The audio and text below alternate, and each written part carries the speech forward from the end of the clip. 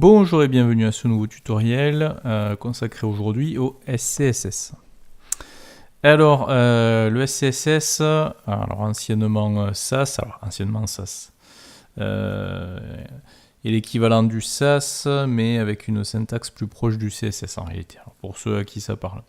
Autrement, pour les autres, je vais tenter d'expliquer ce qu'est le SCSS et vous apporter les bases donc de ce système-là qui va vous permettre donc de générer derrière du CSS.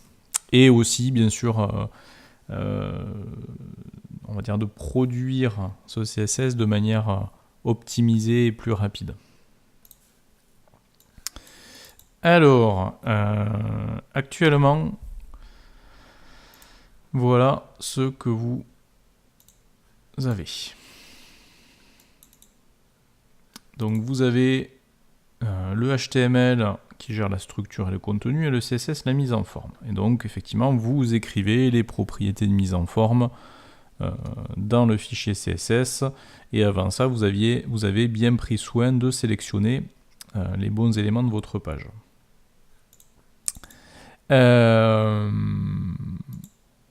Tout simplement, ce qui change avec le SCSS, c'est que vous ne saisissez plus votre CSS dans votre feuille de style.css.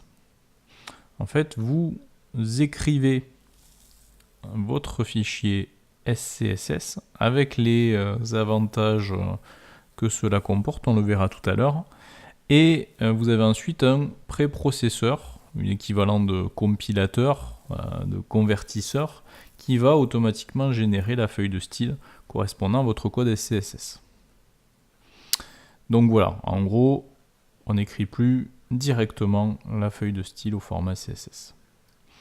Et là, vous allez me dire, oui, mais quel est l'intérêt? Pourquoi ne pas directement saisir donc le style en CSS? Tout simplement parce que le SCSS apporte des gros plus, on va dire, par rapport au CSS traditionnel.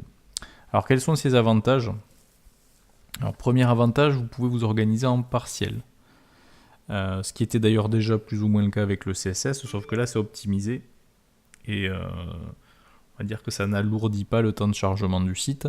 Alors, que sont les partiels? C'est tout simplement des portions de code qu'on peut stocker dans des fichiers différents et ensuite faire appel à ces différentes portions de code CSS, donc là en l'occurrence CSS, dans la feuille SCSS principale. On peut également donc utiliser des variables et faire appel derrière à ces variables dans notre SCSS principal. Alors un truc tout bête, les variables de couleur par exemple. En CSS, ce qui se passe, c'est que si vous avez une couleur, on va dire, utilisée sur 10 éléments en CSS, le jour où vous décidez de changer la couleur de ces 10 éléments, il faut faire 10 fois les changements. Alors que si vous utilisez une variable de couleur, vous définissez cette variable au moment de sa création, vous appliquez derrière cette variable aux différents éléments que vous souhaitez mettre en couleur, et le jour où vous souhaitez changer de couleur, il suffira juste de changer la valeur de cette variable à l'endroit où vous l'avez définie. Donc un seul changement à réaliser au lieu de potentiellement X. Vous pouvez également en SCSS utiliser des fonctions et passer des arguments à ces fonctions. Alors c'est ce qu'on appelle des mixins. En gros, c'est un ensemble de lignes de propriétés CSS que vous pouvez mémoriser sous un nom et faire appel ensuite à cette fonction dans votre feuille de SCSS principale. Donc ça évite en gros la redite de code. Imaginez vous avez 10 boutons sur votre site qui ont peut-être des classes différentes. Plutôt que de copier-coller 10 fois la même portion de code, il suffit de faire appel à une fonction qui cumule, elle, cet ensemble de propriétés. Et idem pour la mise à jour, derrière c'est beaucoup plus simple, il suffit de changer les propriétés rattachées à la fonction, au mixin. Vous avez ensuite la possibilité d'effectuer des calculs aussi dans le SCSS, ce qui n'est pas possible en CSS traditionnel. Vous avez également la possibilité d'utiliser l'écriture imbriquée. Alors vous verrez ce que ça donne, mais on a quelque chose qui est du coup très proche de ce qu'on a en HTML, pour cibler les éléments qu'on souhaite mettre en forme. Et vous pouvez également imbriquer les media queries directement au niveau des éléments concernés. Et ça aussi, c'est, je trouve, un gros plus du SCSS. Et je mets 3 points de suspension puisque vous avez tout un tas d'autres possibilités grâce au SCSS qu'on n'abordera pas forcément au cours de cette formation. Alors maintenant que je vous expliquais dans les grandes lignes ce qu'était le SCSS, parlons maintenant organisation. Donc qu'est-ce qu'il nous faut pour pouvoir travailler en SCSS ? Alors déjà, la première des choses, il nous faut cette fameuse application, ce préprocesseur, qui va nous permettre donc à partir du SCSS de générer le CSS correspondant qui lui sera compris par les navigateurs, puisque le SCSS nativement n'est pas compris par les navigateurs. Alors, il existe plusieurs solutions, plusieurs possibilités. La plus simple, selon moi, à l'heure actuelle, c'est de passer par un logiciel Scout App. Donc vous tapez Scout App dans votre moteur de recherche et vous avez le site scout-app.io qui existe donc, qui est dédié à ça. Et vous voyez qu'il tourne sur les différentes plateformes, on va dire, existantes, Linux 3264 bits, Mac OS 10 et Windows. Donc moi je suis sur Windows, ce qui veut dire que je vais télécharger la version Windows. Donc il y en a pour moins d'une minute. Cette version donc compressée, je vais la décompresser. Alors moi je vais la mettre sur le bureau de mon ordinateur. Mais mettez ça à l'endroit qui vous semble le plus approprié. Il ne faudra en tout cas pas bien sûr supprimer ce dossier puisqu'il contiendra l'auto-exécutable du préprocesseur. Donc je vais cliquer dessus pour le décompresser. Et pour l'exemple, je vais le mettre sur le bureau.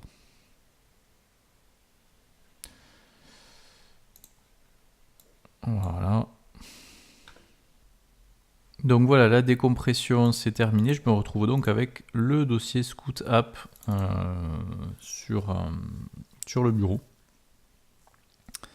Et donc si je rentre dans le dossier, je me retrouve avec des sous-dossiers, des fichiers et surtout l'auto-exécutable scout-app.exe ou Scout App tout court sur Mac, parce qu'il n'y a pas d'exécutable sur Mac. Et je peux donc lancer l'application. Alors là, vous inquiétez pas, vous avez déjà des choses qui sont présentes, que je vais d'ailleurs retirer. Puisque de base, vous n'avez pas encore de projet défini sur l'application. Et de la même manière, je pense que je vais remettre le style par défaut, le thème basique, voilà. Donc logiquement, ça se présente de cette manière-là quand vous lancez l'application. Voilà. Et donc l'objectif, ça va être de définir maintenant dans l'application le dossier racine de site que vous êtes en train de mettre en place et que vous souhaitez faire fonctionner en vous basant sur le SCSS. Donc là, ce que je vais faire moi, je vais créer ce dossier racine de site d'exemple sur le bureau. Je vais l'appeler site SCSS pour l'exemple. Et il faut également respecter une certaine architecture, on va dire, au niveau de ce dossier racine de site. Alors bien sûr, on retrouvera le dossier image, le dossier JS, le dossier typo, donc CF, les premiers cours de HTML. J'aurai également le dossier CSS, ou potentiellement le dossier média aussi. Donc voilà, ce que vous avez habituellement en dossier racine de site. Et petite nuance maintenant, dans le dossier CSS, je vais créer un sous-dossier que je vais appeler SCSS, dans lequel je serai amené à enregistrer mes différentes feuilles de SCSS. Voilà. Et vous verrez automatiquement, c'est dans le dossier CSS que se générera la feuille de style finale. Donc ce dossier racine de site, vous pouvez l'utiliser en tant que projet brackets par le biais d'un clic droit, sans aucun problème. Et ce que l'on va faire donc maintenant, c'est dans Scout App, définir ce dossier-là, ce projet-là, de manière à ce que Scout App puisse automatiquement générer le CSS à partir du SCSS que vous allez travailler. Donc vous voyez, pour ajouter un projet dans Scout App, vous avez deux solutions. Soit vous faites glisser le dossier racine directement dans l'application, ou alors vous faites Add a Project et vous allez chercher sur le bureau votre dossier racine de site SCSS. Voilà. Et là, vous avez votre projet qui apparaît et vous pouvez ici le personnaliser au niveau du dossier d'entrée et du dossier de sortie. Alors le dossier d'entrée, il correspond au dossier qui va stocker vos fichiers SCSS. Donc par défaut, normalement, vu qu'on a respecté la structure, il va bien me chercher le dossier SCSS dans le dossier CSS du projet site SCSS. Donc ça, c'est bon. Et où va-t-il créer la feuille de style au final? Dans le dossier CSS. Donc ça, c'est bon aussi. Donc tout est bon.